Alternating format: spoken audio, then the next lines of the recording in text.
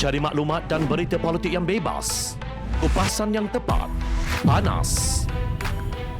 Dapatkannya secara eksklusif hanya di Jom Channel. Komitmen kami, pentasan berita Isnin hingga Jumaat. Berbicara dan isu semasa, kami garapkan secara langsung. Panel-panel berkaliber dan profesional.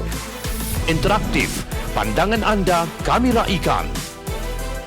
Jangan lupa bersama kami di setiap hujung minggu dalam edisi khas mingguan.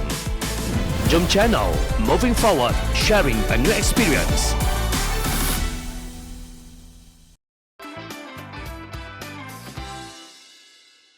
Siapa semut yang mati dalam gula?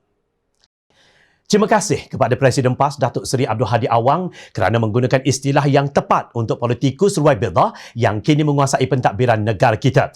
Dalam tulisannya yang berjudul COVID-19, Naratif Keselamatan dan Ekonomi, beliau mengambil kisah kebijaksanaan seekor semut yang meminta kumpulannya masuk ke sarang demi keselamatan mereka seperti yang telah termaktub dalam surah An-Naml ayat 18 hingga 19. Maralah angkatan itu hingga apabila mereka sampai ke Wa'adin Nam. Berkatalah seekor semut, wahai sekalian semut, masuklah ke sarang kamu masing-masing.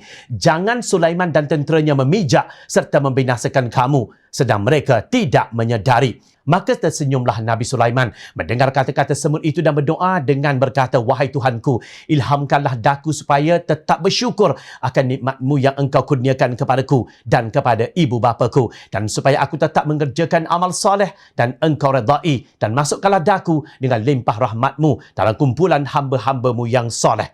Presiden PAS itu menggunakan peristiwa tersebut sebagai analogi dengan apa yang berlaku di negara kita sekarang ini.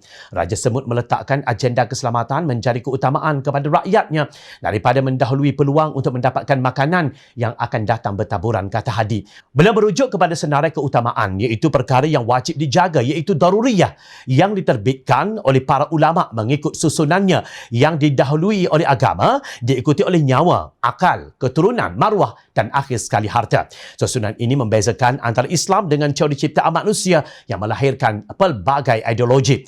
Semua ideologi ciptaan manusia meletakkan aspek harta dan kegiatan ekonomi menjadi tujuan utama, manakala mengumpulnya adalah keutamaan pertama dalam hidup sehingga mendahului perkara yang lain dan tanpa bermatlamatkan akhirat, alam yang kekal abadi, ujarnya.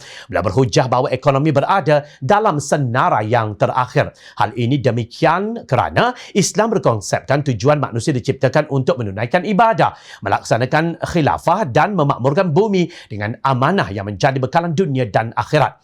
Bagaimanapun Hadi berkata, jika semuanya dapat diuruskan secara serentak, maka ia dilakukan secara bersama dengan sistematik. Apabila dibuat pilihan antara setiap keutamaan, maka hendaklah dilakukan mengikut tertibnya seperti mana yang ditunjukkan pengajarannya oleh binatang semut yang diilhamkan oleh Allah Subhanahu Wa Taala dengan mengarahkan pengikutnya agar memasuki ke dalam lubang terlebih dahulu sekaligus memilih untuk menangguhkan buat sementara waktu peluang untuk memungut rezeki makanan yang akan berselerak di lembahnya, tegasnya.